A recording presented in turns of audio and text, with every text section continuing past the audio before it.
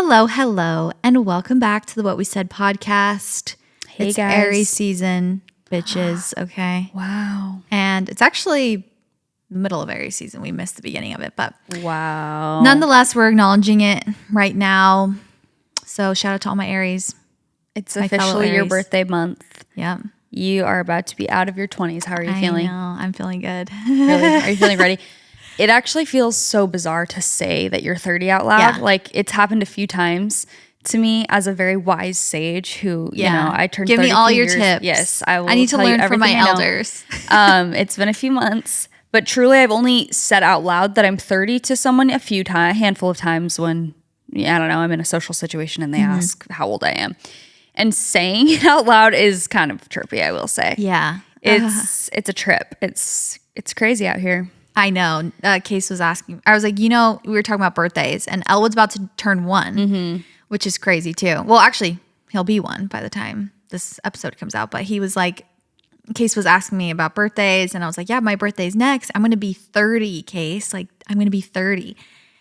And he was like, and then you'll be 2? And I'm like, I wish. No, I will never be 2 again. I'll be 31. He's like, oh, then 32, then 33. I was like, let's not get hasty. Like, let's slow it down. Let's focus on 30 for now, okay? And I also was realizing, I was telling my mom, this is a duh moment, but when you have your 30th birthday, you're celebrating that you finished your 30th year. It's not that you're starting your 30th year. You've already lived 30 years. True. Because when you celebrate 1 year, you've already been around for... Yeah, you think like my 30th year. It's like, no, that's You've already coming been to there. a close. True. The 30th year that's marking the end of my 30 years. True. So. Yeah, it's weird. I was just thinking as you were saying that, I'm like, is this going to be one of those moments where I'm agreeing with you and it's actually not true? Because that's happened before where I'm like, yeah, 100%. And then like we listen back and I'm like agreeing with you that there are 24 hours in a week or something. It's like, girl, because I was thinking, okay, 12 hours in a day. Yeah. The only reason I'm thinking that is because Elwood is about to celebrate his first birthday and he's been alive for 1 year. We're celebrating his first year. Right. You know? So when you turn 2, you've lived for 2 years. Okay, yeah. So you've lived for 30 years. That's weird. I would never think of it that way. I would think I'm entering the 30th year. Yeah. But like I was not. thinking when I turned 29, this is the last year of it is the last year of my 20s, I guess, but it's actually my 30th year. I'm starting my 30th year when I turned 29. Yeah, interesting. Well, you're already in your 30s then. Yeah, I guess. No big deal. Yeah. Who cares? No, that's exciting. That's a milestone for sure. I feel as though 30 is a big one and it's exciting. I'm excited for your birthday. Yeah, I'm excited as well. It'll be good to just rip off the Band-Aid. Because I feel like ever since you turned 30, I've been like, I'm turning 30 now. But it's been like edging me for dragging 3 months. on. Yeah. Like just let me be 30 already. So I'm excited. It is so crazy that our age gap is similar to Elwood and Benny's age gap, and it's just like nothing. When you get older, it's not an age gap. It's you're the same age. No, it is actually crazy. Because when they're little and you're counting months, it feels like there's a more significant, I mean, ish, you know? But then once they get older, it'll just be like they're the same exact age, basically. Oh, yeah, and exactly. it's crazy. I know, it'll be so fun. Anywho, what have you been up to? Oh, not much, except for discovering everything about... Speaking of age, actually, let's talk about this. I can't wait to share with you guys. I did this, I don't even know what you would call it, but it's called Function Health, okay? It's like this health and wellness platform. Basically, you go, you get your blood drawn. It's like its own thing. So it's not with your doctor. Like you go and you sign up. You can order all of these tests. So you can order like indoor, outdoor allergies. Like a blood panel test. Yes, like a blood, but you can get everything done and it tells you like a full picture of your health. You get like heart, brain, all of your organs, everything you need to know, blood, whatever, like blood levels, whatever. You know what I'm talking about. I'm trying to think what they do like minerals, they do toxins, environmental toxins. They test for like mercury, like lead. They test for everything. And you can add on certain tests as well. And I'll link it on my story for you guys if you want to try it out, because it honestly is extremely cool. And I actually signed up for this right after I had Elwood, because I was just curious, and I just kept putting it off because I was like, I have to go get my blood drawn, and you have to be on your period, and so I had to wait for my period to come back. Anyways, they do they do like fertility. They do so much. You literally get, I think I have over like 170 markers that I have now. What do you mean markers? Like biomarkers, they're called. Like, what they test. So like lead is one biomarker. Oh, okay, gotcha. I thought you meant markers, white blood cells that came back as something was No. Just like, markers in general that they test for. Yeah, I'm like, something is crazy. No, so I also was a little worried. I'm like, okay. That's almost too much information So to much know. information. But as the months went on, I was like, I have to do this. My allergies, because it was an indoor-outdoor allergy. I've never had an allergy test before, and my ENT had told me to get one. I kind of just like assumed I have allergies. So I'm like, what's the point of confirming that? Yeah, knowing. But anyways, so I got it done, ripped the Band-Aid off. They are like coming in, and let me tell you, that's like very nerve-wracking. Like the results, like your results are in. I'm just like, oh my gosh, like let's hope they're all good. Mm-hmm. Your girl's in perfect health. Okay, let me just say that. Thank the Lord. I checked my all my levels, literally looking perfect. I've had, honestly, some pretty bad health anxiety recently, and let me tell you, reassurance works, okay? I was like, oh, okay, reassurance of that I'm healthy and good. It worked. My health anxiety is gone for now until I can find something else to latch onto. But it was very reassuring to see like all of that, and it was very cool if you're like having questions about your health. They also do like, it's called Gallery. They test for over like 50 cancers for stage 1. Like you can catch it as soon as stage 1. I didn't do that one. There was a couple I didn't do. But I think it's really cool what they're doing. Anyways, this is not an ad for Function Health, by the way. It's just my experience. So I did get my indoor allergy thing back. That's the one I was waiting for to know what was happening. And I was looking at all of them. Okay, first of all, they did my food intolerances. I'm like, oh, great. But I also was scared. I'm like, is this going to tell me I can't like eat gluten or something? Dairy or gluten. Gluten. That would be the worst. Besties, friends. Yeah. Like that would be the worst news. No, I know. Like gluten would be horrible. Invalidate all of our celiac girlies who are gluten free. I'm like, you live a miserable life. No, but I do feel, yes, that it would be, obviously you learn to adjust if you have a certain food sensitivity or allergy, but I do feel as though that would be a really hard adjustment. It would be. And it would just, I would have to do it because I've just been like, oh, my allergies are so bad. And so I'm looking at all my food intolerances, nothing. Like I'm not allergic to shellfish. I'm not allergic to dairy. I'm not allergic to red meat, whatever. It was showing me all these things. I was like, perfect. And then it shows me outdoor allergies. And I was like, okay, well, I know. I'm not allergic to dogs. I'm not allergic to cats. I'm not allergic to this. And then I see one that it's like high, the one that's like a red. It's like, you are allergic to this. And it's basically 3 different types of grass. And I'm like, okay, let's see what kind of grass it is. I open the picture. It is what's in my backyard and my front yard. Everywhere. I'm telling you, like everywhere. It was like Bermuda grass. I am outside grounding every morning, literally barefoot in this grass. Literally laying in it. My kids running in it, just like rolling around. I'm like, this is so good for my immune system. Literally sitting in it, laying on it. Like I was shook and also just pissed at Nick because I was like, you know what?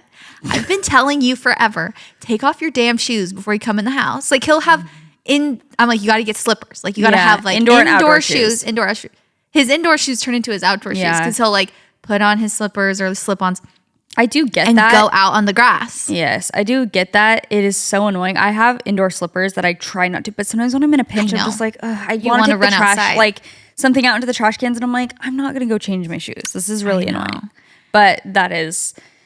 So what do you even do in that situation? It's just like, it is what it is. I just haven't gone outside. No, I'm just kidding. I've never. I don't know. Nick was like, oh, that's good to know. I was going to put way more in it. Cause I think my grass is like a mixture, but it's like a lot of Bermuda grass. There was also a couple other different kinds of like grass that I was allergic to. That's basically all I'm allergic to is grass. So interesting. That's everywhere. I'm like, well, what am I? That's a lot harder than shellfish. Also, especially when you're taking your kids to the park or you're going outside a lot, that's something you're going to be faced with all the time. We play in the backyard every day and in the front yard and at the park. It's just like, that's everywhere. And then right after, literally as I was reading these results, I like walk outside, they're mowing the grass and it's like, just like all this thing. I'm like, no wonder I've been so freaking sick recently. Just like my allergies are so bad. I wake up with a sore throat. And remember at the wedding, all the doors to my house were wide open, including the door to my room, my bedroom. And like I had to clean it out. Afterwards, there was like mud and grass, like literally wet grass. People like grass shavings in my bed, like just like in your bed. No. Oh my gosh! But like on the ground, just like in the air. So that was a great discovery. However, just I don't really know what to do about it besides trying not to be near it. But so I'm like, I can't avoid it. You could hypothetically plant a different kind of grass in your backyard. And like, are the 3 types of grass you're allergic to all the most common or something? Like what grass could you do? I have no clue. Were there other grasses on the thing that you were not allergic to? No. Oh, but okay, I didn't, just all grass. They didn't like, I don't know if they tested for, I didn't see. The 3 grasses that were on there, I was allergic to. There was Johnson grass, Bermuda grass, and something else. Wow. Grass. That's actually so annoying. Yeah. I mean, good to know. Yeah, it was good to know. I'm like, oh, I'm not allergic to cats. I'm not allergic to dogs. I'm not allergic to these random things, but I am allergic to grass. So that was interesting. And it was like high. It was like very allergic. I'm like, awesome. I would be very curious what my allergies are too. That's probably good to know because then you can kind of avoid the things like that make you flare up a little bit at least, or you're aware of it. No, definitely. I've been cracking down on like, okay, you got to take off your shoes when you come in. Because also Case will have shoes or like barefoot and run in and there's grass on his feet and like he gets in the house and stuff. So I've been cracking down a little bit, but also like. That is a hard one. Yeah. I don't really know what to do. Maybe there's like certain shots, like immunotherapy that I can do where it's like injecting the grass into me to like get used to it over time. Interesting. But okay, I'm staying tuned for your grass journey. Stay tuned. Stay very tuned. But when I said speaking of age, the other thing that Function Health does for you, okay, is it tells you your biological age. I was terrified for this part of the thing. I'm like, what is this going to tell me? Especially turning 30. It's like, okay, you know, age is now a thing in my mind where I'm like, okay, I'm not getting any younger. My body's not getting any younger. I want to like, you know, really stay healthy and take the best care of my body as I possibly can. And so I was with Jaci. We were like on our way to LA. Or was it? I don't remember. Anyways, I got my results and it was like, okay, your biological age has been calculated. I think it does like all your numbers. It takes into account maybe questions you answered about like maybe like your lifestyle or something. I don't really know. But it's accurate. Okay. It's very real. And I looked at the thing. It said -15. I was like, I'm healthier than a fetus. I'm literally the pinnacle of health. -15. You haven't even been born yet. I haven't even been touched by the world yet. Like I'm still in my purest form. And then I clicked on it and said that my biological age is 14 years old. So it's 15 years less than you are now. It is 15. It was like -15.9. So it was like almost 16 years younger than I am now. Oh my gosh. I am a teenager. Nick was like, if I were you, I'd be like eating whatever the heck I want because you're a teenager, basically. You just start living life like that. No, and that cured my health things. I'm like, I've been so like, I'm just my allergies. Like, I don't know. There's something up. Like, I just feel off.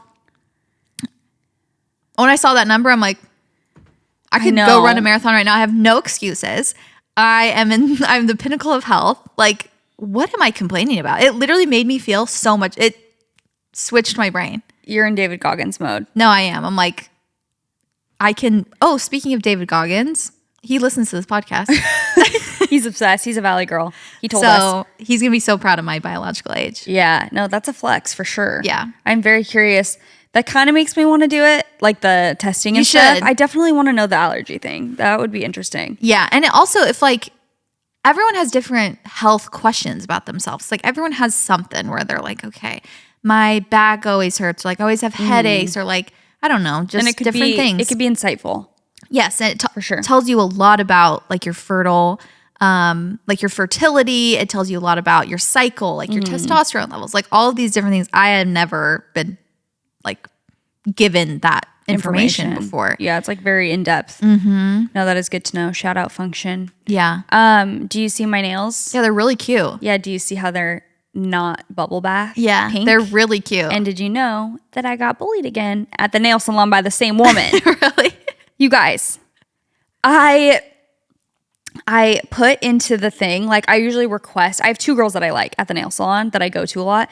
She wasn't on that rotation, but remember after last time I was like, she kind of ate. Yeah, so maybe I would, whatever. But I still like the girls that I go to. So I request that like when I book. And I got there and it's the same girl. It's not the ones I requested, which normally it is. Like if I write down that I want someone, it's that person usually. Or they'll call me and say, hey, she's not in that day at that time. Could you do this time or whatever? That never happened. So I walk in and it's the same girl from last week. Yeah. And she's like, hi. I've been waiting for you. Yeah, no, literally. And I heard your podcast, bitch. The girl who works at the front told me, she's like, I'm so sorry that whatever her name is, you know, I'm keeping anonymity here. Let's make up some names. She's like, Kim wasn't in. Yeah. So we have Tracy available for you. Okay. And I'm like, oh, that's totally fine. No worries. And again, I'm like, honestly, she did a great job. So I sit down and we start talking and she's like, so do you want shorter? And I was like, yeah, a little bit short because they were super long at this point. And these are my real nails and I don't like them really. Yes. And they're, as we've discussed, they're apparently very thin. So I'm like, yeah, I do need them a bit shorter. She goes, really?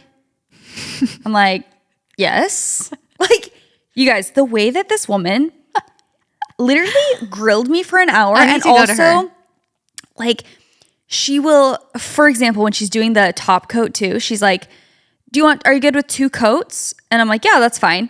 She's like, well, 3 looks better. I'm like, then do 3. So anyway, I'm sitting there and I did want to do red, okay? And I knew she'd be so proud of me because she doesn't it's really cute. I do like it. It's a fun color. It's bright, you know. We're resetting for spring. We're in our red era today, apparently.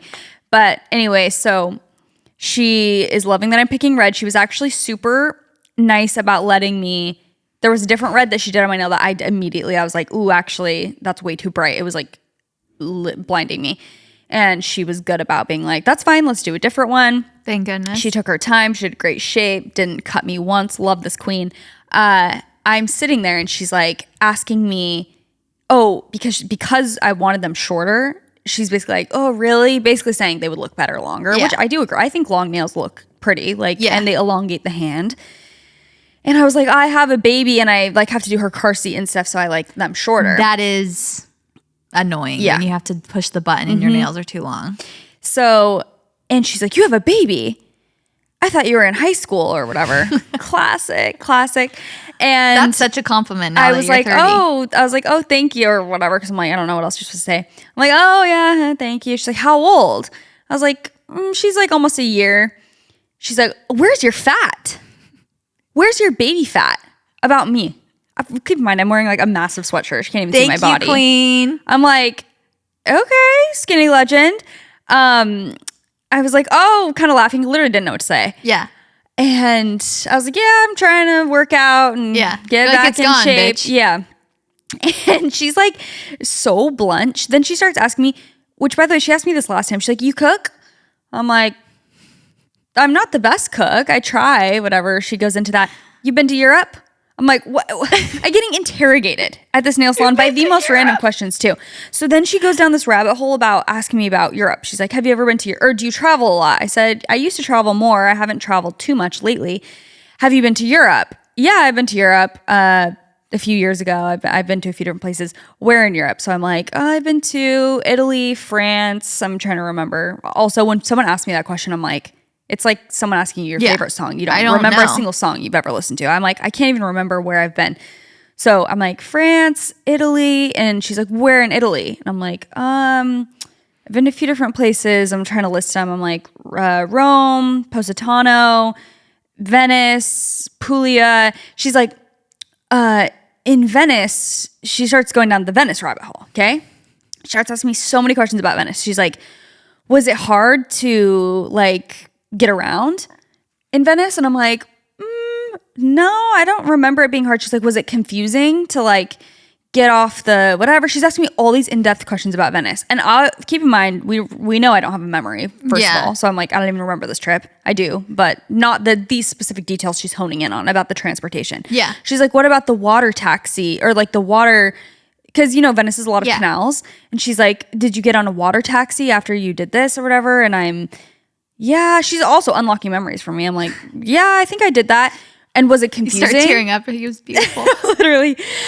Was it confusing? I'm like, oh, it was a little confusing maybe, but it wasn't too bad. She's like, well, now you've scared me. She's like, I'm going to Italy and now you scared me because you said it's confusing. I'm like, a trap. Walked me into an actual trap, asking me every detail. Was it confusing? She's like, was it hard if you didn't speak the language? Like, I just canceled my trip. Literally. That's how she was speaking, as if she was like, I don't want to go anymore. I'm like, girl, I didn't even know you were going. She never led with the fact that she was going to Venice. She's like, well, I have a trip booked with my god sister and now I'm scared and I don't want to go. I'm like, I'm sorry. I literally was laughing. I'm like, the board of tourism of Italy calls you directly. They're like, you're responsible for turning away our tourists. For this cancellation. I was dying. After I left, I'm like, not me making her cancel her trip to Italy. I didn't even say anything bad about it. That I was funny. Like, why didn't she ask you straight up? Or just say, like, I'm going to Italy. That's what I mean. Like, hey, I'm going to Italy. What's the deal? Yeah. She led me on this journey. She's like, would you say it made you a little frustrated? Yeah, literally. Like, yeah, I guess. She's like, was it a little confusing? She's like, I knew it. It's funny because she was unlocking memories of, like, I do remember Venice being a little bit more confusing because it's a different, I don't know. It's because of all the canals and like where my mom and I were staying was on a canal. So we did have to take a water taxi to the place we were staying. That's like the only way we could get there. So I was remembering that. And I'm like, oh yeah, that is like more confusing than the average, place that I've been in Italy otherwise. That is hilarious. So she really was taking me on a journey there. And I was dying laughing. And I was trying to reassure her. I'm like, no. I think I was like, you'll be with someone so you can bounce off each other. You can also ask people, for help. You can ask people for directions. And she's like, will they be happy to help me? And I was like, I can only hope so. Like, she was killing me and she slayed on my nails. Great color. Love the shape. The color's so cute. Thanks. It's like a little orange a little bit, which is perfect. Thank you. That's what I was going for. A little orangey red. Yeah. So they also said, of course, after I picked the color, she's like, oh, they're discontinuing this color. So basically, she was like, this is the last bottle. I'm like, cool. Of course. Found your new favorite. Yeah. Dang. Because I do feel like red is a kind of a tough one. There are a lot of shades of red. And some lean more pink or magenta or orange or brown. Yeah. And some are bright, obviously. Some are more of a fall red. Some are more of a spring red. You got to get summer red. The specific. So. It's true. Anyway. Nice. I had that experience. Oh, the other thing she did was she was like talking to me all about how I was a mom, whatever. And then she's like, I asked her if she had kids. And she's like, nope, I'm very lucky. Lucky me, I don't, or whatever. And I was like kind of laughing. I was like, oh, like that's fun or whatever. She's like, yeah, it's way too much work and you have to give up way too much to be a mom. And I'm like, perfect. Insulting me left and right. And just expects everyone to be fat. She's like, where's the fat? No, I thought that came with the territory. Yeah. She was cracking me up. So was maybe I'll keep going to her. I'm like, and my nail tech was Chapel Roan. Yeah, that's a whole other rabbit hole. Yeah. That we were seeing if we should. Oh, I'm sorry. Are we interrupting you? Sorry. This show is sponsored by BetterHelp. Okay, guys, let's talk numbers. Traditional in-person therapy can cost anywhere from $100 to $250 per session, which adds up really fast. But with BetterHelp Online Therapy, you can save on average up to 50% per session. So with BetterHelp, you just pay a flat fee for weekly sessions, saving you big on cost and time. Therapy really should feel accessible, not like a luxury, especially if you're feeling stressed already about a lot of things. The last thing you want to add to that stress is financial stress about getting you to therapy. So with online therapy, you get quality care at a price that makes sense and can help you with anything from anxiety to everyday stress. Your mental health really is worth it, and now it's within reach with BetterHelp. I feel like it's a common misconception that you have to have had super, major trauma or something in your life to benefit from therapy. But therapy can really help you learn positive coping skills. It can help you empower you to just be the best version of yourself. It can help with life changes and shifts. I feel like there's a lot of those in your 20s and your 30s, pretty much always, I guess. So There are a lot of benefits to being able to talk to someone who is licensed and there to help you and just listen to you and be a sounding board. And sometimes I feel like when you verbalize things, it just helps to get the words out and have someone to talk to. You're not even necessarily looking for a specific solution. Sometimes you just need to talk, and it can be really helpful. So, with over 30,000 therapists, BetterHelp is the world's largest online therapy platform, having served over 5 million people globally. It's convenient too. You can join a session with a click of a button, helping you fit therapy into your busy life. Plus, you can switch therapists at any time. So your well-being is worth it. Visit betterhelp.com/whatwesaid today to get 10% off your first month. That is BetterHelp, HELP.com/whatwesaid.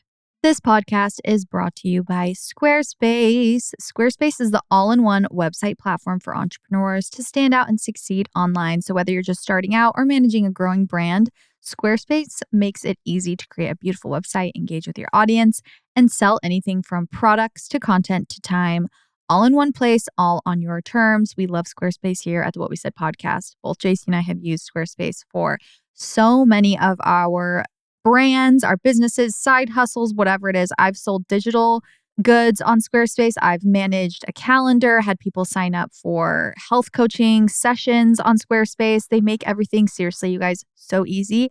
And the best part is they have these templates that you can use to make your website beautiful. Because let's be honest, like tech stuff, if you don't know what you're doing, can become very daunting and honestly hold you back from building your business in the first place. So Squarespace makes that very accessible and easy and beautiful. I have also sold digital goods like presets and photo courses and things like that through Squarespace. I have also sold physical products. When Chelsey and I were doing Balanced Boss, we sold our products through Squarespace, and they just make it super easy. They also have something now called Design Intelligence, which combines 2 decades of industry-leading design expertise with cutting-edge AI technology to unlock your strongest creative potential. It empowers anyone to build a beautiful, more personalized website tailored to your unique needs so you can create a digital identity to use across your entire online presence. They also make payments super easy to manage. So you can get started in just a few clicks, start receiving payments right away, give your customers a lot of different ways to pay with popular payment methods like Klarna, ACH Direct Debit, Apple Pay, Afterpay. They've got it all. They also have a lot of SEO tools, which is really helpful so that you show up more often to more people in global search engine results and things like that. So go to squarespace.com for a free trial. And when you're ready to launch, squarespace.com/whatwesaid to give 10% off your first purchase of a website or a domain. Again, that is squarespace.com/whatwesaid to save 10% off your first purchase of a website or domain. In this episode, we are talking about refreshing your life, having a little reset. Sometimes during new seasons, I feel like it's a time to set new goals, set new intentions. Maybe you're trying to get better sleep, trying to be less stressed. Those are 2 things that are always on my list. And luckily, we have our Ollie sleep gummies to help us out. So they have 2 amazing gummies. They're Goodbye Stress and they're sleep gummies. I love having these sleep gummies on hand. Personally, I've used them for years and years. They have melatonin to help you fall asleep and stay asleep. They have L-theanine and a botanical blend with chamomile, passion flower, and lemon balm to calm your senses for a restful night. They're also delicious. Leif literally will just be like, "Where's the Ollie gummy?" I swear he just wants to basically feel like he's eating candy before bed. But it's really nice to keep on your nightstand or in your drawer or whatever, and just pop a few of these in your mouth to head into dreamland. Also, you can say hello to calm vibes with Goodbye Stress gummies. So these are packed with GABA, which I love a GABA. I love a GABA supplement, which starts working in 30 to 60 minutes to support a relaxed state of mind. It also has L-theanine, which helps you keep your cool, and lemon balm extract has been trusted for centuries. They're also extremely tasty with a berry verbena flavor. So let's do wellness on your terms, whatever that looks and feels like for you. Find Ollie at a Walmart or Target near you or at ollie.com. That's OLLY.com. Go check it out. Disclaimer, these statements have not been evaluated by the Food and Drug Administration. This product is not intended to diagnose, treat, cure, or prevent any disease. We were trying to think if we should talk about the chaperone motherhood conversation on the podcast, and I was kind of thinking there's not much more to add to. I've seen so much discourse, when you see so much that you get tired of it, and I'm just like, I'm tired. I have nothing to add to this. We're being the dead horse. Yes. It's motherhood's hard. It's beautiful. People don't like kids. Unless you have kids, then you like it. Yeah. I think a lot of people were saying you can want to be child-free. Please, a personal attack. You can want to not have kids, but also you don't have to, that doesn't have to be that you're intolerant towards kids, which that wasn't really even what she was saying, I guess. She wasn't being intolerant of children, I would say. She was just saying that moms, she knows that they don't seem happy. Have no light in their eyes. Yeah. Is that what she said? I don't know. I don't remember. But I don't want to beat a dead horse. I feel like that too. I feel like there's a lot of nuance and layers to that conversation. And I feel like everyone's side kind of has a point. And it's like, motherhood is hard. It's also really fulfilling. And that's why I do not have life in my eyes. I didn't sleep last night. It's because a lot of people are like, to be fair, a lot of the messaging I hear about moms, people who don't have kids are saying, it doesn't make it seem like it's that fun when you're like, oh, my relationship's horrible now and I don't sleep and kids are so hard. It's like, well, that you're not making it sound very appealing, which I can definitely see that. And I feel like we've talked about that even on the podcast before, years ago. People will be like, you're living in the time of your life, soak it up. But then 1 year prior, they're like, this is miserable. And it's like, okay, so is it miserable or is it awesome? And the answer is it's both. Yes, for sure. Two things can be true. The thing is, and this might be controversial because it is like, well, maybe not controversial, but I feel like for people who, Jerry Seinfeld actually has like a little bit about this. He's like, both sides are correct. Like, he's like, when I didn't have kids and I was looking at people who had kids, I'm like, your life sucks. Like, you have no freedom. You literally have the worst life, the worst routine. Like, I do not want that, what you have. Like, your life revolves around your kids. Yes, you no longer basically have any free will.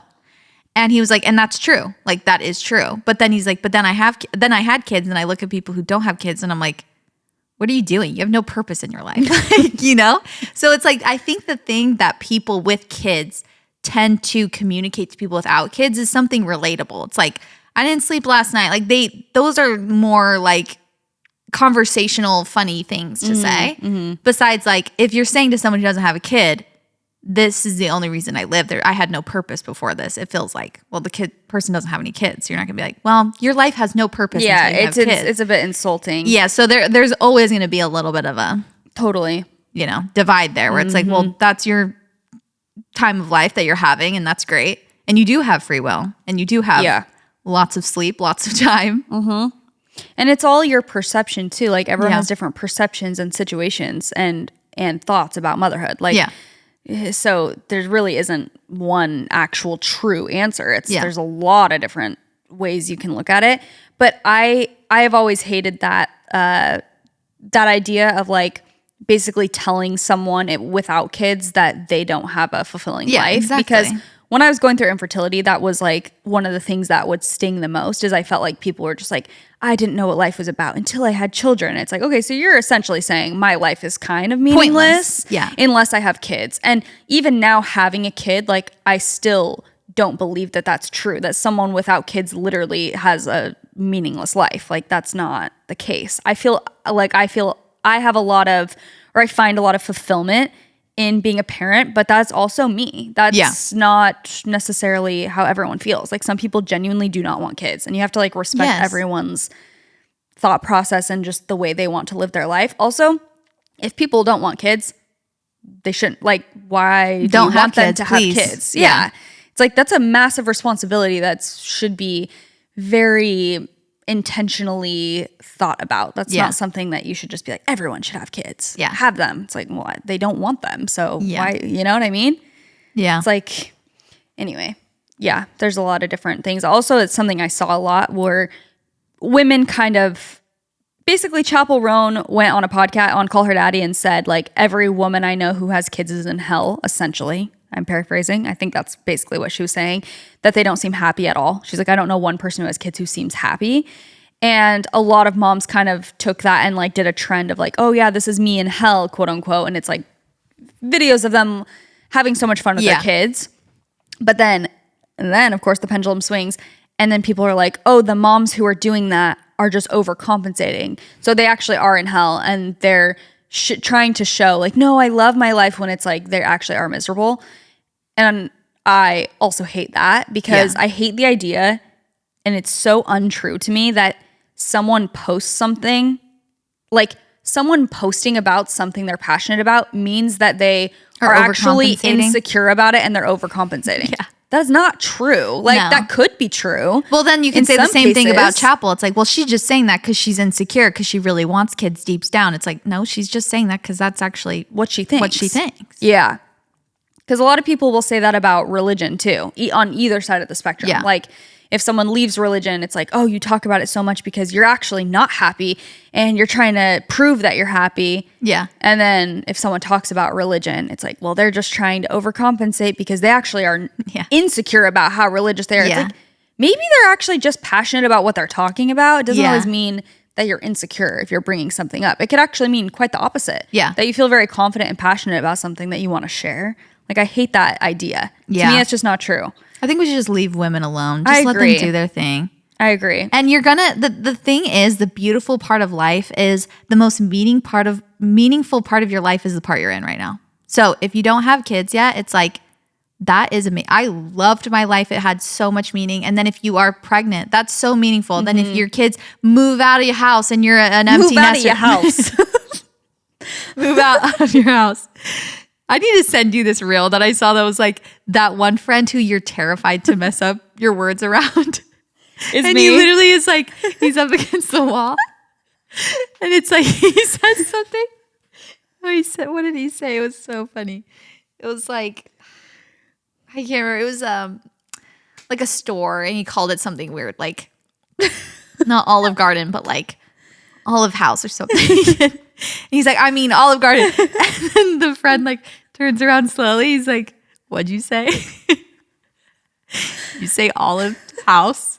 And they're all like, he knew what he was getting into. And he's like, I'm so sorry. It's like the bit for the next month. Yes. I'm screaming. Yeah, like he knew what the stakes were when he said it. Literally. Anyways. Your kids might move out of your house. You never know. No, that's true. It's like you got to soak up the stage of life you're in. And I've said something very similar, I know for a fact, on this podcast to Chapel Roan when I didn't have kids, where I was like. To Chapel herself? No, as Chapel Roan. Sorry. I said something very similar as Chapel did. Oh, right. Okay. Yeah. Like, she's literally everywhere. You're like, Chapel's right across here. She's behind you. No, I said something very similar, like to what she said. Okay. A long time ago, I remember on this podcast being like, I don't know why people are like, you need to have kids, and then all they do is complain about their kids all the time. Right. So it doesn't make it seem very enticing. So totally, that's what I was saying. I remember having that conversation. Yeah. It's valid. I think either way it's like a valid conversation to be having. And there's not really one right answer. Yeah, and there's hard things you want to do in this life that seem fun to you, and there's hard things that are like, that's not worth it to me. So. For sure. Like, you can't also make that, you can make that argument about a lot of things. Like, it's like, oh, every entrepreneur I know is in hell. It's like, well, yeah, like being an entrepreneur, having your own business and whatever, like self-funding a company, it could be extremely hard. It could also be extremely fulfilling and the reason that you have success in your life. It's like, those two things can definitely be true at the same time. We've lost complexity in this society. Yes, we've 100%. Lost that a lot of things can be true at the same time. Yeah. So I don't really know much about Chapel Roan, but it's kind of like you were saying. I feel like she is kind of like she has kind of a blunt persona. Mm-hmm. So I feel like her saying that didn't necessarily shock me. No, it's not like either. That's like out of left field. Yeah. But speaking of motherhood and my journey as a boy mom, this is a little tidbit that I am realizing is that they just don't get it sometimes, like girl stuff. So the other day we were going to an open house and like have a random house, okay?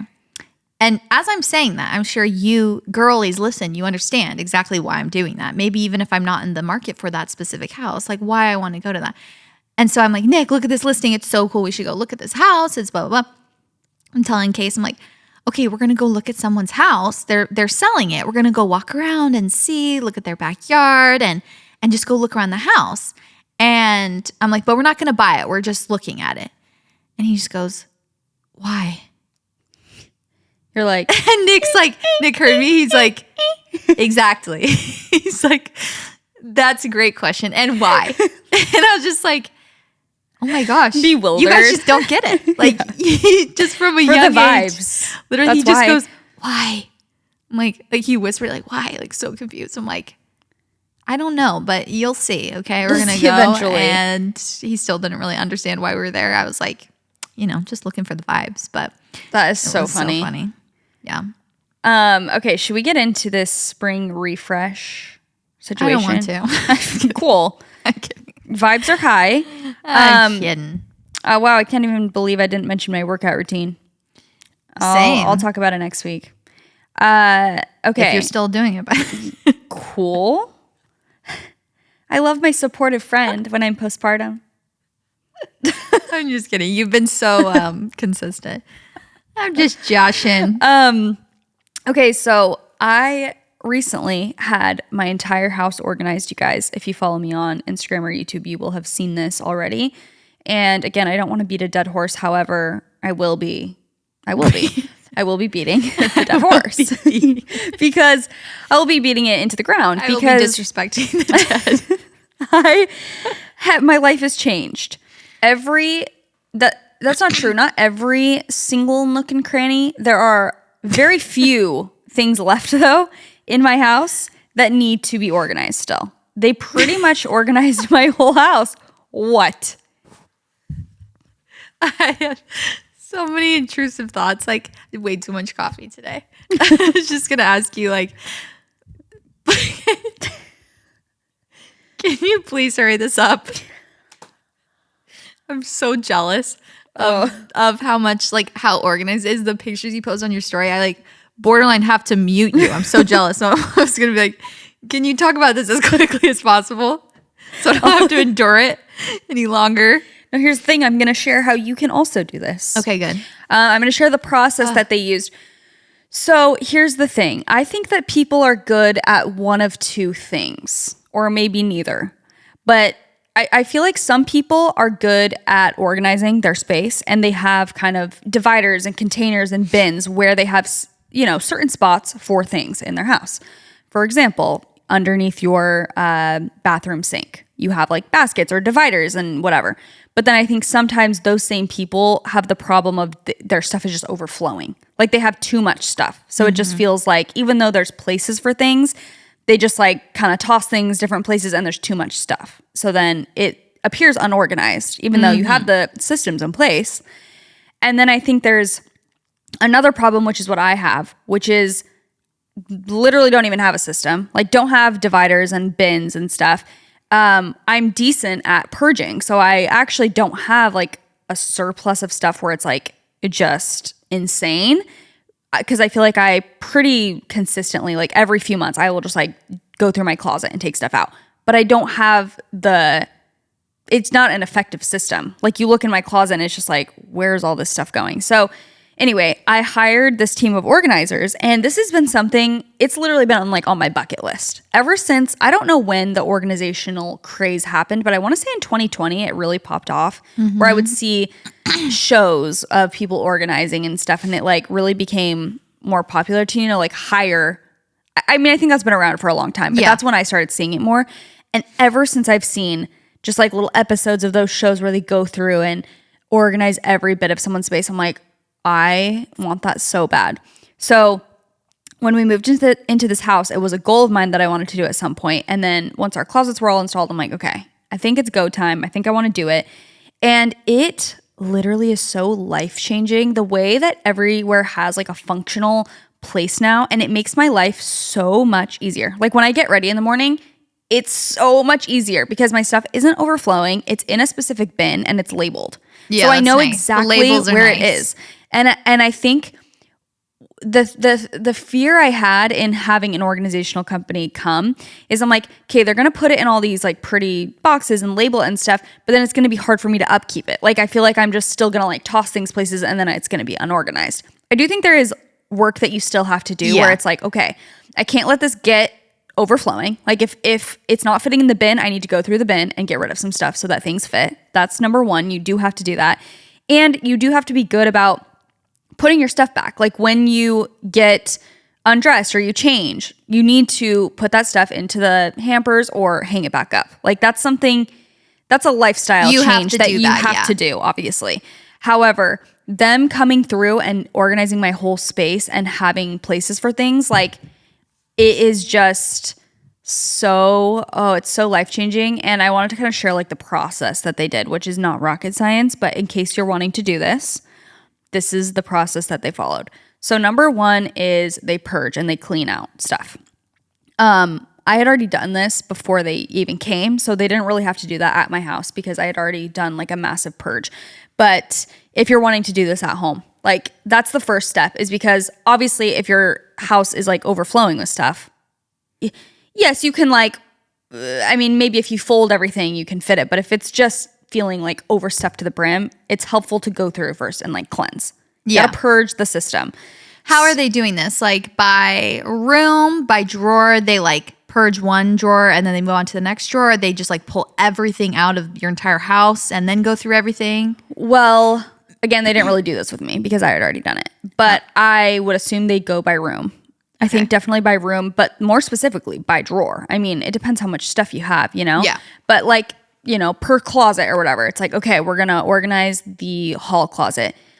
For me, if I was doing this on my own, like I am a list person where I just like to have things like written out, and in my brain, it just makes more sense rather than being like, today's an organizing day. It's like, okay, but where do I begin? So I feel like if this was me, I'd be like, if I had a free weekend or something, I'd be like, okay, Friday, I'm organizing the hall closets, the guest closet, and my office or whatever. You know what I mean? Like kind of... This took them, by the way, a full week to do. Yeah. Like it was a lot of work. And that's what made me realize like, this is just, it's a lot of freaking work. So I understand why people don't go to this extreme, you know? I wouldn't have been able to do that on my own. It would have taken me a long time and I wouldn't have had the effective like systems in place and known about the dividers. Obviously, they're and the professionals. Yes, like that's why I hired them. But I do think that it's possible. And you can just like go at a slower pace. If you don't have like literally a free week to just be like, I'm organizing my entire house, you can kind of go room by room and do that. But basically you got to purge, you got to get rid of stuff. And then you categorize items.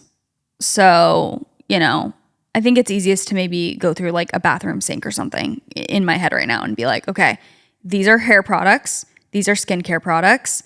These are like body care, whatever, tools and products. And here are all my hot tools, like literally just laying them out, whether it's like on your bed or on the ground or whatever, and being like, here are the categories so that you know like what you need to organize and where. And then you need to think about just like functionality. What do you want in your top drawer? For me, I wanted floss, my toothbrush, my toothpaste, lip balm, and my moisturizer and cleanser that I use every day. Yeah. It's like I want that right there. In the second drawer, I want my cotton pads and my Q-tips with my makeup remover and my little things that I put on my wrist so that the water doesn't get everywhere, and like my headband that I use to, you know, stuff like that. It's like, what am I using? You got to go through your own routine and be like, what am I using every single day? So then you organize it like that. Categorize items first, and then you have to kind of do some like space planning and measuring, which is, I think, the most time consuming, and that's what I was the worst at. Yeah, that's what they took care of. But it's basically being like, okay, here's how big my drawers are. Now I need to order dividers or bins or little separator things like to organize this space properly, because everyone's space is different. And like even in our under our sink, there's like pipes and stuff where it's like you can't, you know, you got to put certain bins that are certain measurements. That's the time consuming part, I think. So you do that, and then you have to source like bins, whatever, products, source for that. And then you basically get to organizing. I think to chime in quickly here, the gosh, I never remember the exact title of this book, The Life-Changing Magic of Tidying Up. Yeah. She goes over, if you want to read a book about how to organize as well and like really dive in, she goes over all of this. Like I read that book in 2017 and it literally changed my life, quite literally, Life-Changing Magic of Tidying Up, and how I organized. And every time I would move into a new place, how I organized everything. And one of her tips for that, like sourcing bins or dividers or things like that. Obviously, you could go on Amazon, you can buy new stuff, but she, as I'm sure you know now, it's like there's so many that you need for like every closet, and it can get very expensive. So saving like old Amazon boxes, old shoe boxes are great. Like if you have old shoe boxes, the lids of things, like any kind of reusable box. And if you want to like make them pretty, you can like paint them or something like that. But that's obviously a free option. I use a lot of shoe boxes and stuff in mine. Like I will save every shoebox that I have and use it in like my pantry or something. It doesn't look as good if you have like all from the Container Store and things like that, obviously, but it is a lot more cost effective. It's not going to be seen. It doesn't like, yeah, also exactly. doesn't matter it's like as much. under your bathroom sink or in your closet or things like that. It doesn't matter. Yeah, definitely. And you can kind of get like switch it out over time. Like there are certain dividers I've like switched out over time. And like, oh, I'm at the Container Store and I see this, I need that in my whatever. It doesn't have to be all at once, but obviously, if you can do it all at once, get all of them, that's obviously ideal. Well, this is kind of my thought process too with it is like, if you're listening to this and it feels daunting to like organize your entire house and have all these like nice bins, I think doing what you can will feel so much better. Like even just cleansing, I don't know, getting rid of old stuff that you don't want, that you don't use, cleaning out your makeup bag, like doing the things that you can do. And even if you do have old shoe boxes or things, putting stuff into different bins and having like separation rather than just putting all your stuff in a drawer, it's going to feel so much better than like just any effort I think is good in this situation. Like you don't have to have the perfect situation, but I think any organization just makes, I think, us as humans feel better and more just able to function more. Yeah.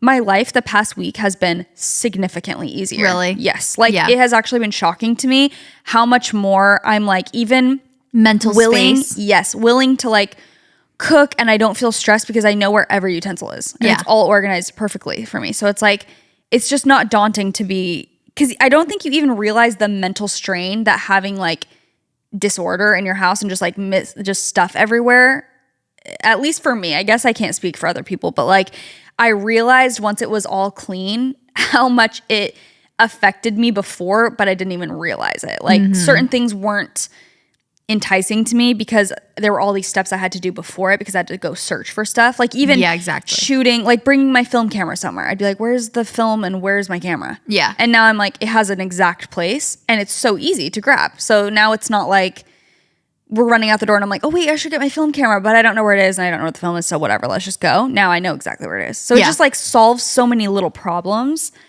That is nice. Something that Marie Kondo talks about in that book is making sure that you have things, like you said, accessible and not putting so much stock in like storing things. Like, oh, I'll put my winter clothes away right now all in the garage. Because she's like, well, winter's going to come in a couple months and you're going to have to go out to the garage. And it's like, that's like a whole new step. It's like you need to have everything laid out for you. Like, so that when winter comes, it's like now it's just in your closet still. It's like in the back, but you only have a couple things. Like make sure you only have what you actually need and love. And this is something that I did the like cleansing, organizing my entire house in every single home I've lived in except for the one I live in currently. My last apartment, I don't know if you guys remember, I talked about like I took a couple days and literally had a checklist of every category, went category by category of like, okay, all of the papers in my home, I'm going to touch every single item of like files, papers, documents, and go through all of them and see what I need, like extra mail, crap like that. And it takes a long freaking time. It gets so much harder with each kid I've had. Like when it was just me and Nick, things perfectly, like every single item had a home in the drawer. Not even like, oh, they all go in this drawer. It's like this item has a certain place in this drawer where it's like it's on the very left and I put it right back. I think Marie Kondo has actually said like she's kind of given up on tidying up because she has like 3 kids now. She's like, I take back things that I said before. Yeah. It's hard because it's even more important the more chaos you have to like lessen the stress. But sometimes it's harder to put them in place and have everybody be aware of that. Right. Because that is something I tell Nick sometimes. I'm like, well, when you put away the dishes and you put them in a certain way that I in my mind they have a home. I haven't told anyone about the home and they're just, or the toys or something like that. Like if someone else is cleaning it up, it's hard for me I don't want to always be the one cleaning it up. But then if you clean it up and again, you put something not where I thought it was supposed to go, then it's hard for me to like maintain it. And it gets to like this chaotic thing in my mind. Whereas chaotic neutral, would you say? What? Chaotic neutral, would you say? Yeah, chaotic. Borderline chaotic evil. Oh, wow. Okay. No. And yeah, I just feel like it gets daunting, but the reason I feel maybe a body language analyst can look at this and see how I'm cringing with jealousy, because I've been wanting to do this to my specific house right now so bad. I keep telling Nick, I'm like, I just want like 5 days like I did with like I did in our last apartment, where I can just like literally touch everything in our house. But there's part of me, I'm just like, I don't even want to tackle it because we have so much stuff and like all this kid stuff, and then they grow out of their clothes so fast. I know, they do switch grow out out their of the clothes so fast. It's just, and then you're pregnant and you have pregnancy clothes, and then you have postpartum clothes, and it's like there's so much crap that I want to get rid of everything, but I'm like, I know it's going to take so much time. But I do think little by little, like I will start with like my bathroom. Like I did my bathroom like a week ago, where I just like took things from all my drawers that I was like, okay, I don't use this moisturizer anymore. I don't tend to reach for this. Like, what do I reach for all the time? Keep those in there. Keep, things accessible. My shower. Like, why do I have 3 shampoos in here? Right. Like, I'm not even using all of these. Like, I need to keep what I actually use in here, make sure it's accessible and easy to grab and easy to grab and easy to put back. I think that's best, is to go room by room, even like getting down to like drawer by drawer, because that's just more attainable, I think, and it's less stressful. Also, I was reading Chloe, shout out Chloe Bruderer again. I was reading one of her Substack things, and she was like talking about how she's like, I'll be scrolling Pinterest in my messy room, like haven't drank water in days, and like picking my skin. And she was like, it's just making me realize like maybe I should actually just go live the life I want to live, basically. I'm paraphrasing. But then she also was like, I've been realizing I don't need a new sweater or a new bag. Like, I need more self-discipline. And I'm like, you clocked me. You clocked me. But the reason I bring that up is because I actually feel like talking about organizing and cleansing your space is something more useful than like us. Not that I don't think there's a place for this conversation as well, but like talking about like spring trends, or like, you guys should get this color. This is whatever. I'm like, this stuff to me makes actually a huge difference with mental health. Like actions. Yes. Like actions that you can take that genuinely help your mental clarity and like your life to function better. And I feel like with spring, you kind of feel that urge to like do spring cleaning and refresh. And it's just like, that to me is actually so useful. Yeah. Just this whole conversation of organization. It's like, it makes a difference to me, at least. Yeah, 100%. I feel the same way. I get so stressed, and I'm somebody who really, it bothers me so bad when things are untidy. And that's not to say my house is never untidy, because it is a lot, but it stresses me out when it is. And I feel maybe some people are okay with like just a little bit of chaos and mess. I don't know. I'm definitely not like that. Like, it is on my mind. If I walk in, I'm just like, ugh. Like, even if a spray bottle's left out, I'm just like, ugh. But then when there's too many, you just like, well, give up. I give up. So it's good to kind of start slow and build up. But I think one place to start that every girly can do is your purse. I just did this the other day too with like my pouch and my purse that I try and keep like everything in. Yeah, that's a good one. And doing this in the book, The Life-Changing Magic of Tidying Up, she says to do it every night, which is a little much, but it makes sense though. Yeah, like getting wrappers every time you come home. Like, yeah, getting receipts, wrappers. A lot of times I'll put like mementos. Is that the right word? Like, I think. Like if I get a ticket from like somewhere I took the kids, like I want to keep it. And I throw it in my purse, or I put it in my wallet or something. It's like, that's going to accumulate over time. For sure. And so I just did it the other day. I was cleaning out my purse. Like, okay, this hand sanitizer's old. This lip stuff I don't even use anymore. It's like, oh, I need to get a new one. I have 5 of them in there, different things like that. Or different needs at different times. Like I just added you want snacks for your kids once they start snacking on the road. It's like, okay, I got to put like a bar in there. I got to make sure I have my deodorant. I got to make sure I have this. Take things out that you don't need anymore. Crap, trash, crumbs, even like jewelry. Like a lot of times I'll take off my jewelry and put it in my purse if I'm just like overstimulated and over it when I'm out and about. So that's a great place to start. If you can't do your house right now, do your purse. Like go home tonight and literally dump out your purse, dump up everything in your purse, reorganize your wallet, and put everything back in that you actually need. You know what another good one is the car. Yeah. Like just take all the trash. Because that sometimes accumulates. I try and do that with our car. Like if I'm getting out of the car and there's like a receipt and a granola bar half eaten, like I really do try and grab it if I have free hands. I'm like, okay, it's right in front of me and I can go in and throw that away, or I can just leave it to like rot in the car. But I do feel like the car is somewhere where stuff accumulates too. Yes. There was like Chomps wrapper and a water bottle. And I'm just like, there's just crap everywhere somehow. So I feel like that's another good one if you are feeling daunted by the house. You could start with the purse, the car. And I also feel like sometimes this conversation for me is like, it feels overwhelming because it feels like, okay, then my life is just going to be a constant state of like trying to clean up. Like, but I think if you put systems into place, even if you get in the habit of like, even that with the purse thing, like even if you once a week, you're like every weekend you kind of go through your purse or something. If you get into that habit, it's much more manageable and it doesn't build up to be like, oh, my house is actually a disaster. My purse is a disaster. My car is a train wreck. And I have to now like take a week off to do it. Once you put the systems in place, it should be a little bit easier. It takes that initial time to like, okay, let's, take some time to really get this locked in, dialed in. But then once you do, the whole point of it is to hopefully be sustainable. Yes. So that it's like, this is where our cups go. This is where our water bottles go. And again, not letting it overflow. Yeah. Keep it manageable. Another place that you can really start on that I did the other day, actually, that it just popped up is that place, either like your junk drawer, or there might be like a counter or like a shelf that you have. Maybe it's where you put your keys, like the junk area where it's like things you don't even know, like the mail goes there. People come in the house and drop off like, oh, I need to give this to this person. Like my water bottle goes here. And all of a sudden that place just has, it's like, I had like a remote for a car there. There was mail there. There was a drill there. There was like, so I'm like, it's like their drop off zone. Yes. Like what is going on in this area? And in the book, she talks about having everything has a home. So if you go to that section, look at everything in there. Okay, I need to find a home for all of these items so they don't end up back here. Yeah. So like this drill, where does this drill go? Does it not have a home yet? Okay, let me go find a home in the toolbox or wherever the tools are. I don't even know. I gave it to Nick to figure out. So I don't know what the drill is. But like this remote control. Okay, this obviously doesn't have a home. It keeps ending up right here because we don't have anywhere else to put it. So we need to find a place for it. So we need to find a place for it. Let's go find a place that this is its new home. Okay, this mail. Where can we put our mail that we can go through it and we'll make sure we get, go through it as it comes in, throw away what we don't need, keep what we do need, take care of it, whatever.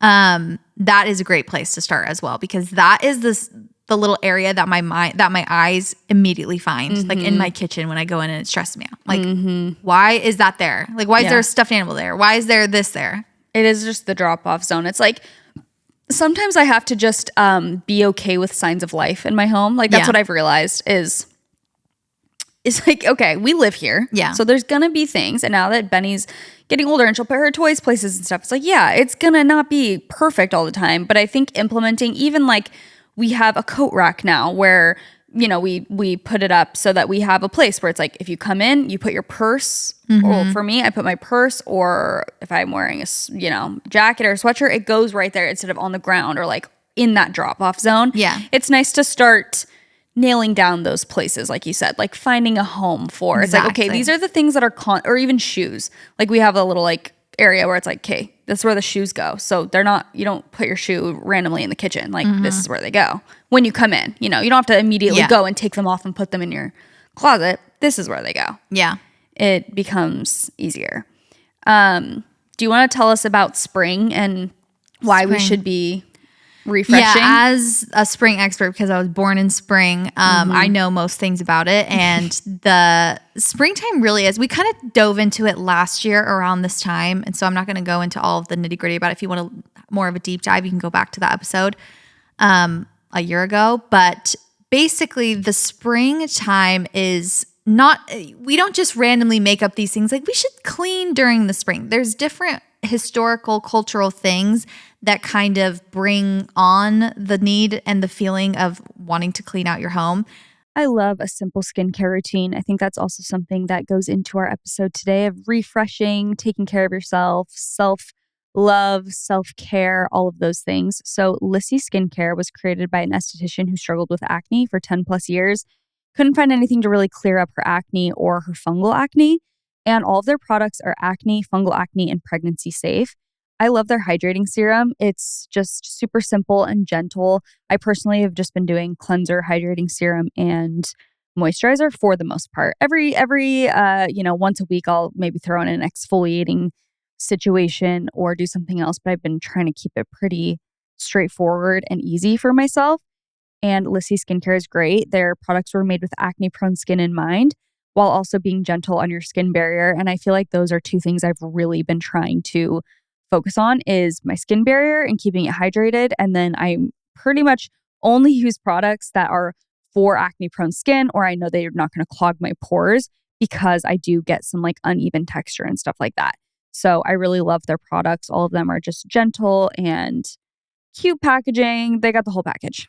Their bestseller and viral product is their Mandelic Serum. We've talked about it before. It really is so amazing. You guys, this is one of the only exfoliators that I use routinely. It is such a gentle exfoliator, but it also gets rid of some of that dead skin texture, just nastiness that kind of accumulates onto your face over a couple days.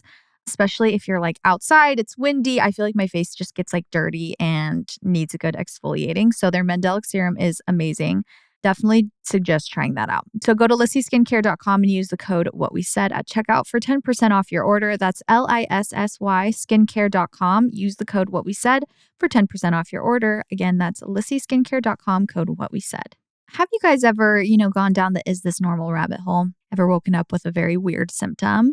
Oh, I have plenty of times in the last couple months wondering, where is this rash coming from? Okay, is this something that I need to see an ENT for? Why is my throat hurting? All of these weird things like a pain or a persistent cold, something like that. And yes, I have fallen down the rabbit hole of, is this normal? What should I do about this? And usually you just end up being like, I need to talk to a doctor. I need to go see a doctor. And that is where ZocDoc comes into the picture. And I have been using ZocDoc. It's been my best friend the last year or so, dealing with some weird symptoms. And it's so easy to use. It's so convenient. It really helps you just get it off your to-do list right away instead of having to call, send an email, just all of these weird little steps to try and get into some kind of doctor or specialist. ZocDoc makes it so easy. So ZocDoc is a free app and website where you can search and compare high-quality in-network doctors and click to instantly book an appointment. So we're talking about booking in-network appointments with more than 100,000 doctors across every specialty, from mental health, dental health, primary care to urgent care, and so much more. You can filter for doctors who take your insurance, are located nearby, a good fit for any medical need you may have, and are highly rated by verified patients. Once you find the right doctor, you can see their actual appointment bookings, choose a time slot that works for you, and click to instantly book a visit. Appointments made through ZocDoc also happen fast, typically within just 24 to 72 hours of booking. You can even score same-day appointments, which I do feel like is very hard, and sometimes it just gets overwhelming. If you're having an issue that pops up, but you don't want to have to wait like weeks and weeks to get into the doctor, this is really nice. We use ZocDoc, and you should too. Stop putting off those doctor's appointments and go to ZocDoc.com/whatwesaid to find and instantly book a top-rated doctor today. That is ZocDoc.com/whatwesaid, ZocDoc.com/whatwesaid. Go check it out. Okay, so in the past, homes were heated by wood or coal, leading to soot and dirt accumulation during winter. So spring cleaning provided opportunity to air out homes and remove accumulated grime. So basically, back in the day, winter, you're kind of hunkered down. You got, grime building up in your house from burning wood and all of these things. So that's when you literally start sweeping out, dusting out your home after. And also just naturally in springtime, things are being born again. Yeah, they're blooming. So I also was looking up like different ways to kind of celebrate spring, and obviously cleaning is a great one because I really have felt this year specifically the whole like New Year in March, like New Year's doesn't start till March. Like I was still defrosting January, February. Same. Like I'm making my vision board, but that's about it. I'm dreaming and I'm not acting yet. So March was when I really felt like, okay, it's getting a little warmer. I feel like I'm coming back to life. I can see a future like past tomorrow. So I can really start to, implement things that I have been wanting to do and work on my goals. And with that comes motivation and different ways to kind of like wake yourself up if you're still feeling like you need a little shake, if you're still needing to defrost. So you can get outside, obviously, go on a hike, nature walk, you guys know, watch a sunrise, watch a sunset, also with the new time. Well, not everyone goes through a time change, but we did, like daylight savings. It's nice because it just is so much brighter later on in the day. And so you can kind of take more, before sunset would come and be like, wait, what? It's already dark, yeah. Yeah, now you can kind of enjoy the sunset a little more. It feels a little more natural to get up and like go to bed with the sun.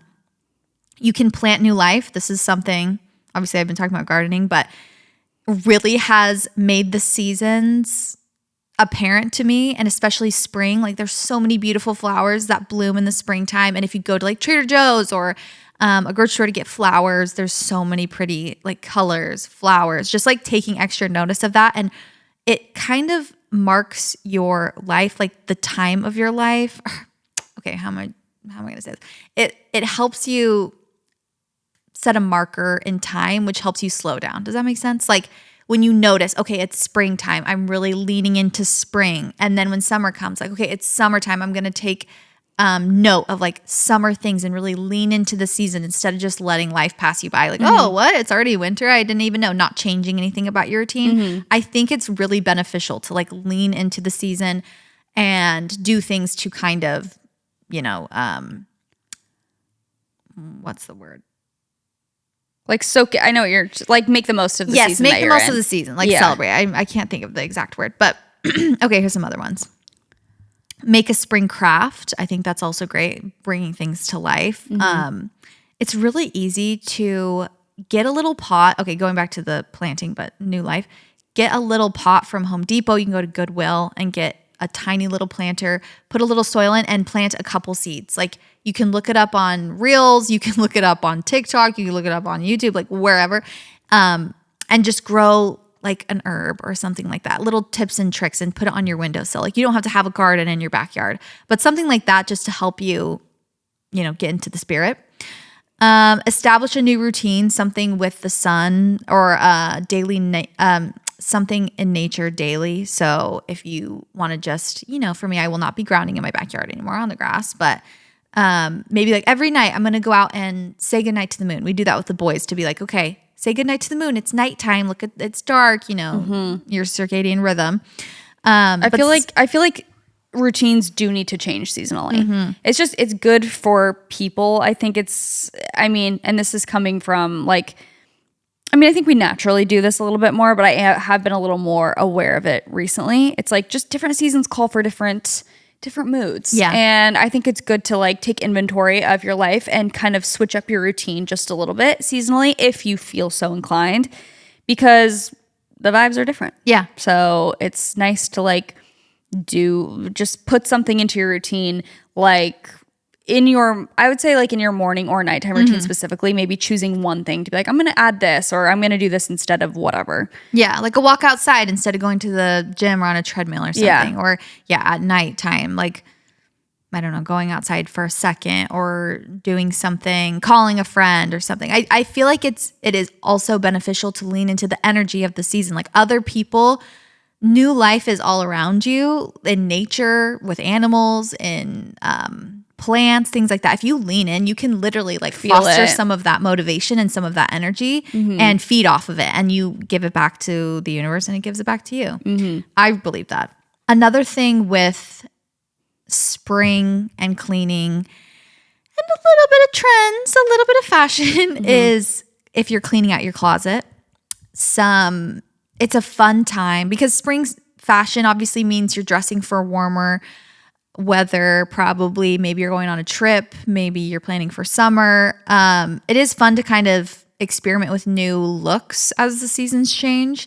And if you're trying to do both, like spring cleaning and, have a new routine, new look for the new season, don't go too crazy on purging what you think is like the old you while you're purging. Like, be a little more sensible of like, don't get rid of, I don't want to see any more of those shorts or whatever. Like maybe keep one just for a little bit, see how it is. Like take it through the season with you. And at the end of the season, if you didn't wear it, like then you can kind of get rid of it, but don't get rid of it before the seasons come. Don't be like, I don't want to wear this spring. I don't want to, again, I think it's good to get rid of stuff that you genuinely don't align with and, you can donate them or sell them or whatever. But I also think as you're maybe trying to reinvent yourself or rebrand yourself, your fashion, looking at your 3 words, if you know that.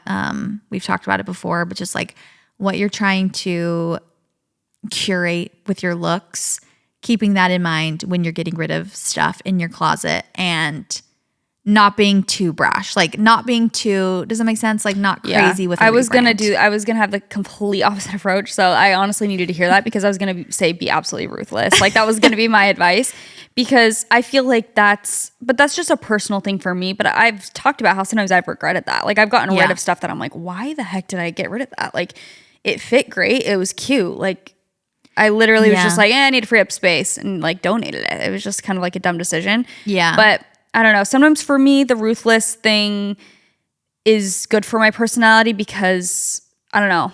It just frees up a lot of space for me mentally and like physically.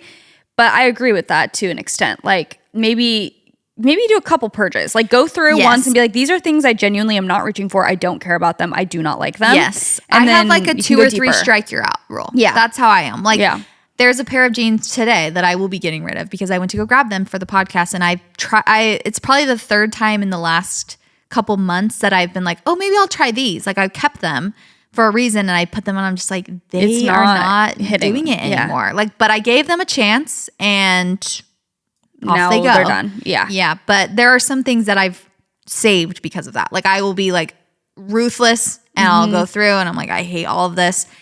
And it's usually when I'm feeling a little bit not mentally manic almost. Yeah, not really, manic. But I've been there. And I think that's when I do my purges, where it's like, okay, I want to rebrand. Like I want to be this person. And then, I'm like, wait, but I actually am still going to the grocery store. So where are those sweats that I was looking for? You know, things like exactly. that. A lot of times it is like comfy clothes that I'll do that with. So I think that's maybe you can be in the middle, like a 2 or 3 strikes, you're out. Like you go, you really try and make it work 2 times. And if it's not working, it's just like, okay, I obviously don't like it, and I won't be wearing this anytime soon. So goodbye. You're not reaching for it. Yeah. Yeah.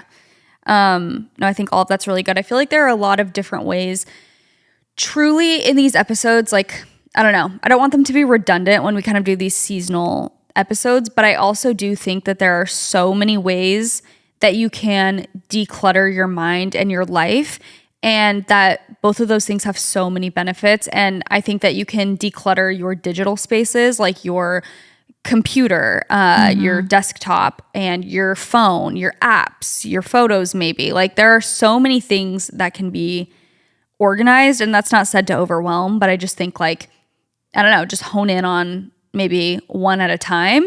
And it's just such a good way to refresh. And I think also just beautifying your life in little ways, which we've talked about a lot the past few years. Something that I love is like a bedding refresh, whether it's like sometimes for us, we have like 2 different sets of sheets that we kind of just go between.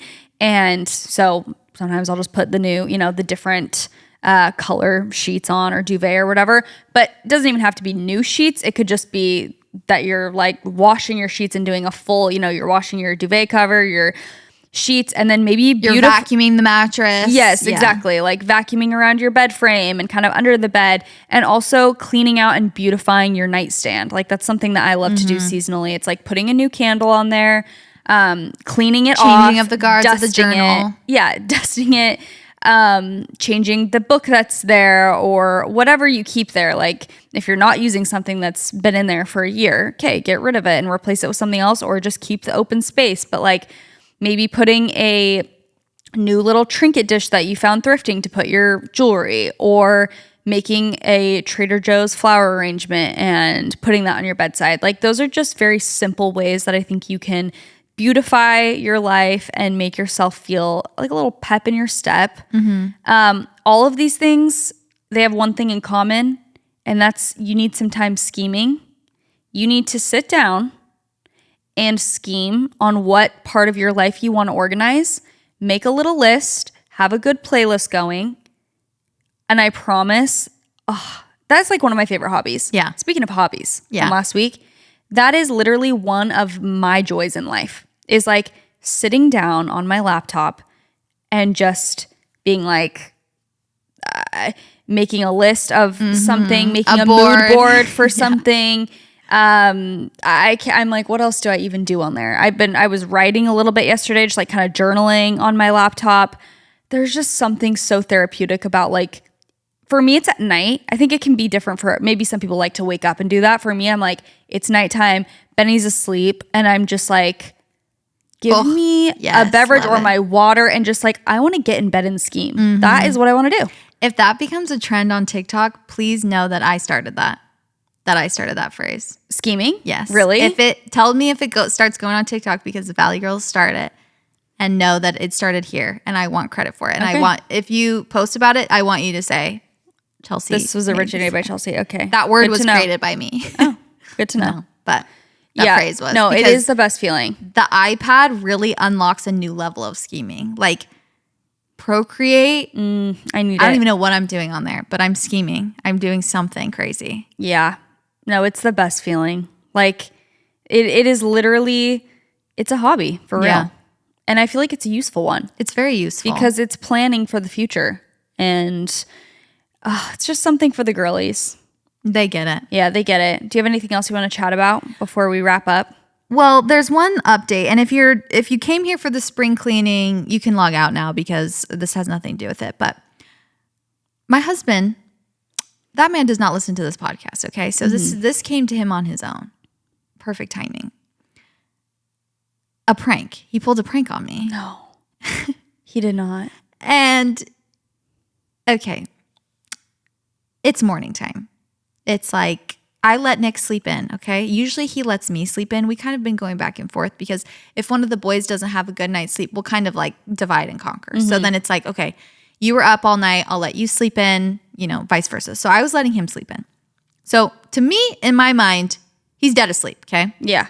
He's in his chamber asleep. And Case is playing with something in the family room. I go into my room. I have Elwood. I put him in his crib, okay? And Nick's asleep in the guest room, okay? So he's like far away in my head. So I'm in my bedroom. I'm in my closet. I'm like looking for something. Elwood's walking around in his crib.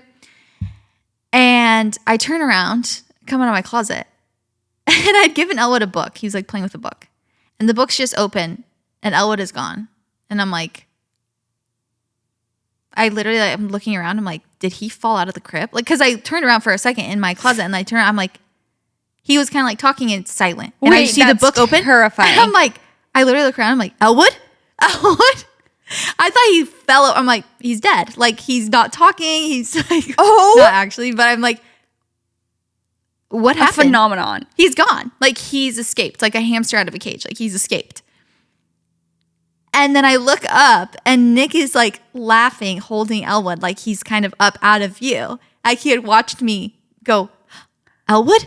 Elwood. And he starts laughing. I'm like, oh, you thought that was funny? You're one of them? You're one of them? He never pulls pranks on me. I'm like, did you listen to the podcast? He's like, no. I'm like, oh, so you're just a psychopath. No, he might have seen it on Instagram. We posted that clip on Instagram. Maybe that was another prank. He's like, I'm sorry. He's like, that was kind of funny. Like, because you're like, my face literally was like so terrifying. Confused. Like, where did he go? The book's like laying open. I'm like, I turn around for a millisecond. Did someone come and kidnap him in 2 seconds? That's actually terrifying. Terrifying. That is so confused. Funny. So I'm like, when did you become a prankster? Did you think that was funny? Was he just up, ready to prank you? I don't know. I think it's just perfect timing. Like, I think he had woken up and he saw, like, he must have come in at the perfect time. He just, like, snatched him and, like, brought him out. That's so funny. It's funny when inspiration strikes. Sometimes you got to do a little prank. That is so funny. When you were talking about the scheming thing, you should make it a trend. I was thinking, I'm like, I'm not on TikTok, but I will Instagram. Get back on for that. No, on Instagram. True, it'll probably hit better with that audience. I'm like, it's very millennial of you. Millennial. No, you should make a video and be like this and scheming on my iPad. I was going to do that, actually. And then you can be the creator. I was already going to do it. Okay. No, but because I posted my story the other day, I was like, this and scheming or something. And I was like, that would be cute. Like this and yapping, how people do that. Yeah. Yeah, you should do that. I was like, oh, maybe I should get back on TikTok. Oh, wait, I did. I did get back on TikTok for one afternoon. Chelsey, because I groundbreaking information. To see our old TikToks. Okay, there's all this talk about it. Mackenzie was talking about it. I'm like, okay, I have to see. Yeah. I log on, hoping to see. I've been gone for a while. I'm like, okay, I probably blew up overnight. I probably have 1 million followers, so many notifications, so many followers. I log on only notifications that I see are people liking my old videos from like 2020. Okay. And repost of us singing. I see my vicious side part. I see like, what am I seeing? This is not what I wanted to see. I'm seeing the woe. I'm seeing like millennial faces. Like, give us more. And I actually had this real thought of like, okay, that's cute, funny, entertaining. Like, oh, but we were just so young. First of all, 5 years ago. We were way too old, yeah. And then a shiver went down my spine because I thought about Case and Elwood going into junior high. They're on the playground. Well, you don't go on the playground, I guess, in junior high. And someone pulls up these videos and they're like, is that your mom? Like, I'm someone's mom. Yeah. And I'm it's dark. over here hip thrusting. It's dark. The camera, looking at the camera dead in the eyes in a matching tie-dye sweatset. And I'm the ripe age of 25 when I'm doing it. Like, no, I know. Is this your mom? No, I really had that vision in my head and I was like, oh my gosh, what have I done? Do you know what? I was just talking to a friend. She's reading this book and she was telling me how in part of the book, she's like, it's not, the book is not about this subject at all. So she's like, it kind of came out of left field to me, but it was talking about digital footprints and how like, basically it's not normal and it's almost like a disservice. I don't know exactly. I didn't read the book, but this is just what I was getting from what she was explaining is that it's like almost unhealthy to be able to look back at ourselves from like 10 years ago and be able to see all this stuff and like cringe because no one else can do that. And she basically, it was kind of like the old you. Yeah, it's like you should be easier on yourself because like everyone has it, like not to get all deep with it, but I was like, that's actually kind of true. And that's kind of crazy. Like our parents don't have a digital footprint from when they were 20. And I'm sure if they did, it would be like, oh, I did that. I looked like that. I wore that. Ooh, I said that. It's like, it's embarrassing because it's something that you did, you know, 5-10 years ago that you don't feel aligned with now. Was supposed to be in the moment. Yes, that was supposed to be in the moment, but now it's living on forever. And it's like so actually unhealthy to like constantly go back to that and then also be like judging yourself basically. It's true. And I'm like, that actually is like, that is sad. A weird experience to be able to, especially if you obviously, I think everyone can kind of do that to some degree now that we just have social media, but especially if you do it as a job, you post all the time and you're doing all these trends and you're posting 3 times a day. It's like, we got a lot of content to look back on and like critique ourselves about, you know? Yeah, every thought. Yeah. Wow. But obviously we stand by, you know, we ate those singing videos up. So what can you say? We ate the singing videos. The dancing videos are what I'm more terrified of. The hip thrusts and the woes were more the woes like, were a lot. Like that really took me to a dark place. I was like, I've seen enough. Yeah, and we've seen what I needed deleted to see. the app again. I was like, okay, well, I can take a break. I'm also feeling insecure that I didn't start the scheming thing. Like every time I have a strong stance, I second guess myself. It's a real problem I have, but I'm like, did I make that up? It's a little bit hard in this day and age obviously, to think. like, yeah. No, because sometimes you think that word. you did, and then you're like, wait, did I get that from somewhere subconsciously? Subconsciously. I feel like someone's going to be like, no, it's this. Yeah. Well, who cares? But okay. I think you started it, and I think you should start the trend. All right, this episode's getting long. Okay.